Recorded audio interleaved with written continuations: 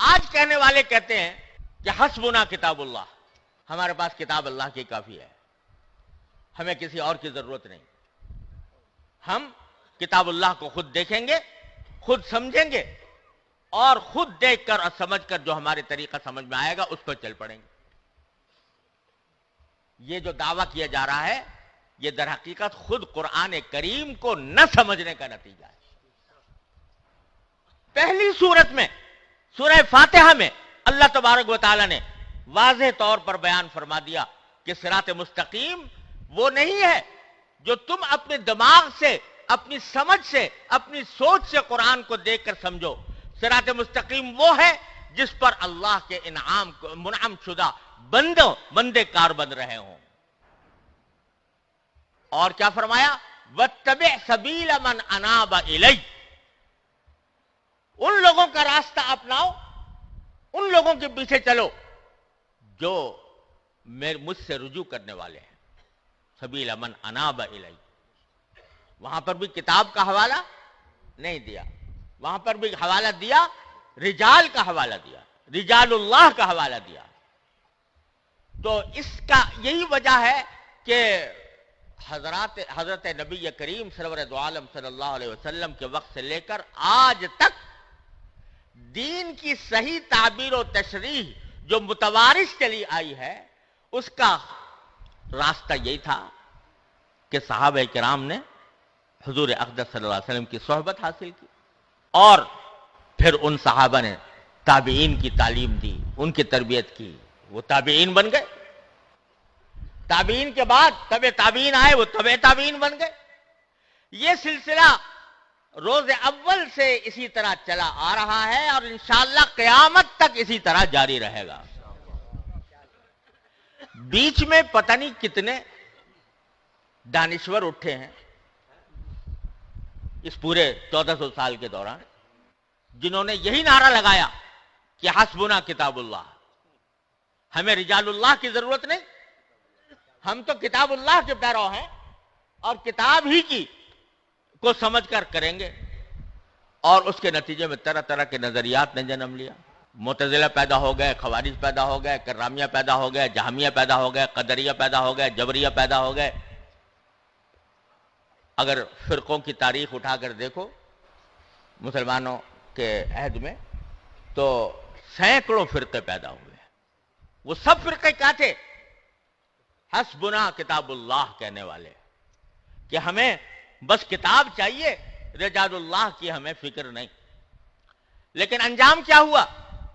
تھوڑے تھوڑے دنوں ہر ایک نے اپنی چمک دمک دکھائی اور کچھ عرصے بڑا سکہ لوگوں کے دلوں پر بٹھایا، یہاں تک بٹھایا کہ بعض اوقات حکومتیں بھی ان کی آ گئیں، اور ان کی حکومتوں نے جو صحیح دین پر چلنے والے تھے ان پر جبر و تشدد کا بازار گرم کیا، امام احمد بن حنبل کے اوپر کوڑے برسائے۔ لیکن کیا ہوا؟ کچھ عرصہ اپنی چمک دمک دکھا کر، کچھ عرصہ اپنا زور شور دکھا کر وہ ایسے دفن ہوئے، ماضی کے ملبے میں اس طرح دفن ہوئے کہ آج ان کا ذکر صرف تاریخ کے اوراق میں موجود ہے، کوئی ان کا جاننے والا بھی موجود نہیں۔ ایک نہیں، سینکڑوں۔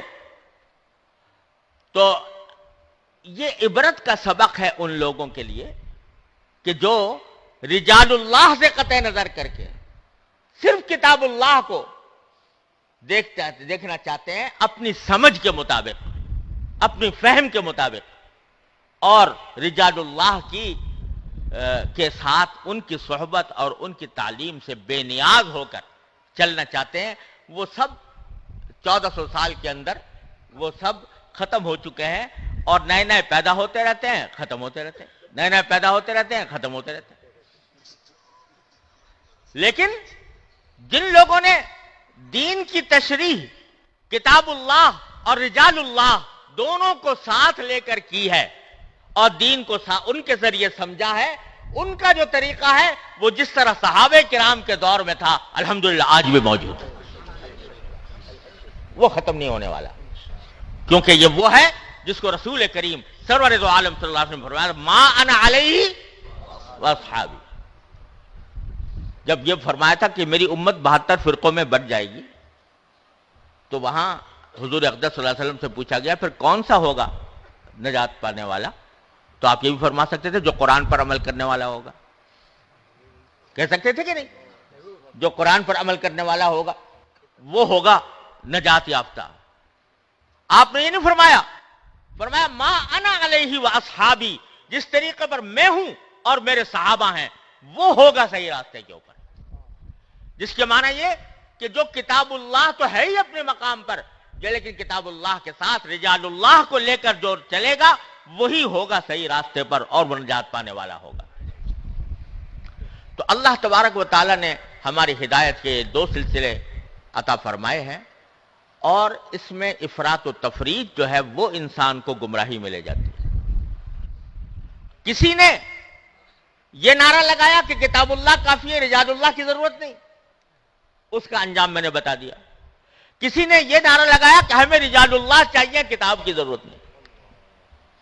یعنی ہم تو کچھ مقدس شخصیات سے وابستہ ہیں، اور ہم جن کو مقدس سمجھتے ہیں ان کی تعظیم کریں گے، ان کی تکریم کریں گے، اور ان کا ہی نام لیں گے، اور اس سے قطع نظر کہ کتاب اللہ کیا کہہ رہی ہے اور احادیث رسول اللہ صلی اللہ علیہ وسلم کیا فرما رہے ہیں، وہ دوسری گمراہی میں چلے گئے۔